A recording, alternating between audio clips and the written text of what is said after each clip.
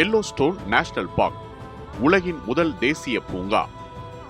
1872ஆம் ஆண்டு மார்ச் 1 அன்று Yellowstone national park உலகின் முதல் தேசிய பூங்காவாக அறிவிக்கப்பட்டது. இது அமெரிக்காவின் இயற்கை செல்வங்களை பாதுகாக்க உருவாக்கப்பட்ட ஒரு வரலாற்று முக்கிய முடிவாகும். உலக நாடுகள் பின்னர் தேசிய பூங்கா முறையை பின்பற்றத் தொடங்கியதற்கான முன்னோடியாக இது அமைந்தது. இந்த தேசிய பூங்கா பெரும்பாலும் யோமிங் மாநிலத்தில் அமைந்துள்ளது. மேலும் மாண்டனா மற்றும் இதாஹோ மாநிலங்களிலும் சிறிய பகுதிகள் உள்ளன.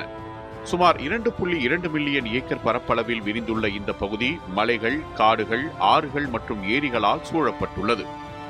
எல்லோஸ்டோன் அதன் தனித்துவமான வெப்ப நீரூற்றுகள் மற்றும் கெய்சர்கள் காரணமாக உலக புகழ் பெற்றது. குறிப்பாக ஓல்டு ஃபெய்த்ஃபுல் எனப்படும் கெய்சர் இடையறாத கால இடைவெளியில் வெந்நீரை பீரிட்டு எழுப்புவதால் சுற்றுலா பயணிகளை ஈர்க்கிறது. இந்த இயற்கை அதிசயங்கள் பூமியின் உள் வெப்ப சக்தியின் வெளிப்பாடாக கருதப்படுகின்றன. இந்த பூங்கா பல்வேறு விலங்கினங்களின் வாழ்விடமாகவும் விளங்குகிறது. கரடி, எருமை, ஓநாய், மான் போன்ற பல விலங்குகள் இங்கு வாழ்கின்றன. உயிரியல் பல்வகைமை பாதுகாப்பில் முக்கிய பங்கு வகிக்கிறது. 1872இல் அமெரிக்க காங்கிரஸ் இந்த பகுதியை தேசிய பூங்காவாக அறிவித்தது. அப்போது அதிபராக இருந்த யுலிஸ் எஸ் கிராண்ட் இந்த சட்டத்தில் கையெழுத்திட்டார். இதன் மூலம் அரசு இயற்கை வளங்களை மக்கள் பயன்பாட்டிற்காகவும் பாதுகாப்பிற்காகவும் ஒதுக்கியது.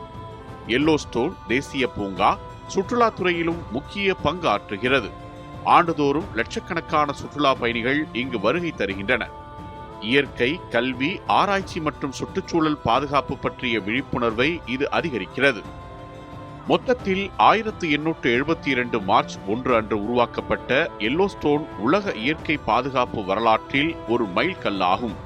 இது தேசிய பூங்கா என்ற கருத்தை உலக அளவில் பரப்பி இயற்கையை பாதுகாப்பது மனிதர்களின் பொறுப்பு என்பதை உணர்த்தியது.